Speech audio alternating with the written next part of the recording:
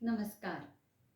समस्या समाधान ये आपका अपना चैनल है जिसमें मैं आपका स्वागत करती हूँ। इसमें हम प्रयास करते हैं कि जीवन के अनेकानेक समस्याओं का हल ढूँढा जाए, उनका समाधान ढूँढा जाए। तो इसी सिलसिले में लीजिए आज हम बात करते हैं समस्या श्वेता दीदी की।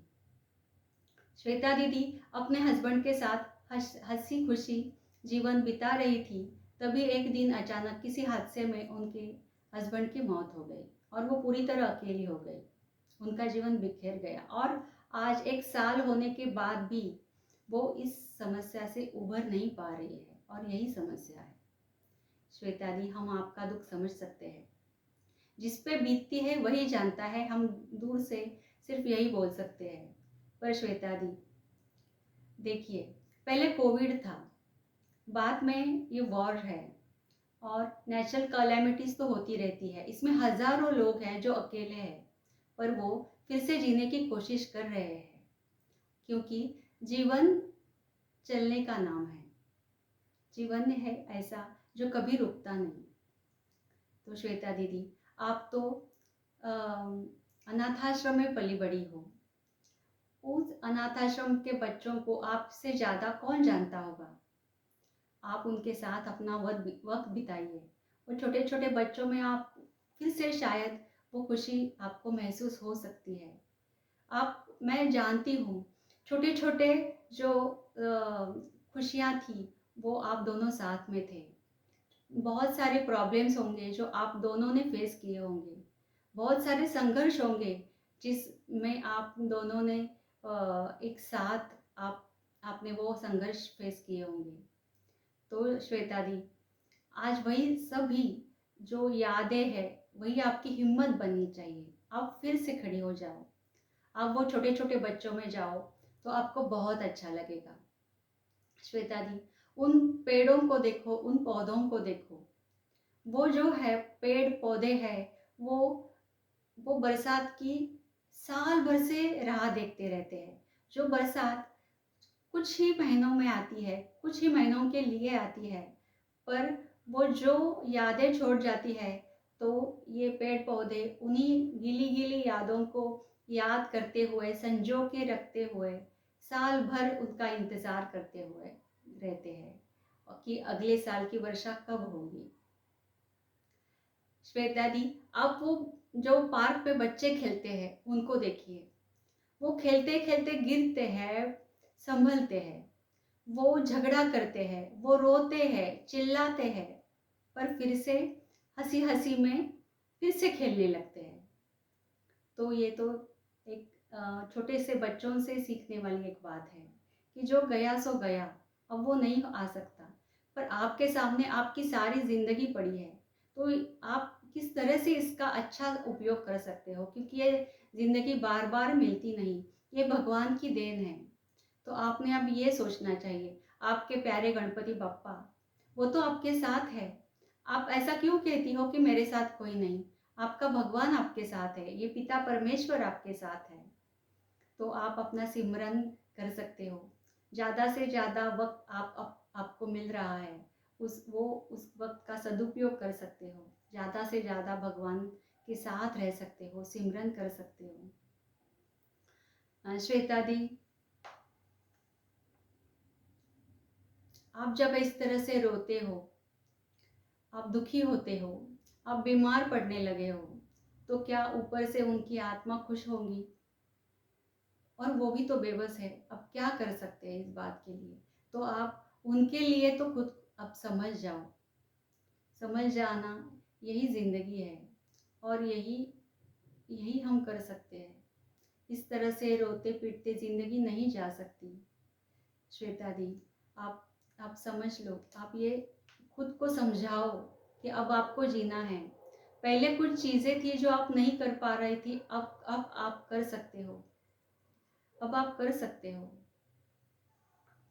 देखो, एक बात और है। क्या है कि शायद भगवान का यही प्लानिंग था। शायद भगवान का यही प्लानिंग था कि आप कुछ देर आपको अकेला रखा जाए, क्योंकि जब हम अकेले होते हैं तो एक नई खोज करते हैं, एक नई विचार करना शुरू करते हैं। एक बहुत बड़ा परिवर्तन हम में आता है, एक नया जीवन हमारा शुरू हो जाता है। क्योंकि पहले जब सबके साथ रहते हैं तो वो चीज़ें नहीं हो पाती, जब हम अकेले होते हैं तब होती है। ये जीवन की अंदर की यात्रा है, ये आत्मा की यात्रा है। श्वेता दीदी, आप ये समझ सकती हो, अगर आप इसमें डूब जाएंगे तो आपको पता चलेगा सेल्फ लव क्या है। अगर आप ये सेल्फ लव समझ गई, देखो सेल्फ लव मतलब खुदगर्जी नहीं है। सेल्फ लव एक बहुत ब्यूटीफुल चीज़ है। जो प्रेम हम बाहर ढूंढते हैं, बाहर के लोगों में ढूंढते हैं कि कोई हमें प्यार दे, कोई हमें सराहे, कोई हमें अच्छा कहे, हम किसी से प्यार करें, पर वही प्रेम हम जब अंदर में महसूस करते हैं तो हम हमारी आत्मा तृप्त होती है, भरपूर होती है, करुणामय होती है और दया दया से भर जाती है और एक ये अभूतपूर्वक आविष्कार होता है। और जब आपकी आत्मा इस तरह से भरपूर होती है, एक तृप्ति लेती है, तो वो जो प्रेम है वो अनायास ही आ जाता है और वो प्रेम फिर आपके पूरे हृदय को, आपकी आत्मा को वो पूरे समाये रखता है और वो जब ज़्यादा हो जाता है तो वो आपके जीवन के हर एक पहलू को छूता हुआ आगे निकल जाता है और और आपके दिल में वो आपका जो आपके जो दिल का जो कलश है वो उससे पूरा भर जाता है और छलक जाता है। वो प्रेम भरा रहता है और वो जो इस तरह का प्रेम होता है कि वो आप बांटना चाहते हैं, आप वो अनायास ही बाहर आ जाता है। जैसे आप बहुत जिद करते हो कि आपका दिल जिद करता है कि अब मुझे औरों की मदद करनी है, अब दूसरों की मदद में आपको आनंद आता है, यही आपका मकसद होने लगता है और यही अंतिम सत्य है। ये भीतर की यात्रा, ये खुद को समझना, ये आत्मा को समझना, ये भी एक बहुत बड़ी चीज़ है और यही हमारा सोल पर्पस भी है। शायद भगवान की यही इच्छा हो और यही जो यात्रा शुरू होती है भीतर से, जो तो वो एक तीर्थ यात्रा बन जाती है, बहुत बड़ी तीर्थ यात्रा बन जाती है, क्योंकि वो अपनी आत्मा को ढूंढती है और वो परमानंद आपको प्राप्त हो जाता है जब आप और अपने भगवान जो पिता परमेश्वर है उसके साथ आप एक हो जाते हो। तो वो जो छलकता है ऊपर से आप में, आपके हृदय में छलकता है, वो प्रेम है, वो प्रेम की धारा है, बस वो आप ही महसूस कर सकते हो। और जब वो प्रेम की धारा आपके हृदय में उतर जाती है तो आपको किसी और की ज़रूरत नहीं है, किसी दूसरे की ज़रूरत नहीं है। आप खुद ही एक भगवान बन जाते हो।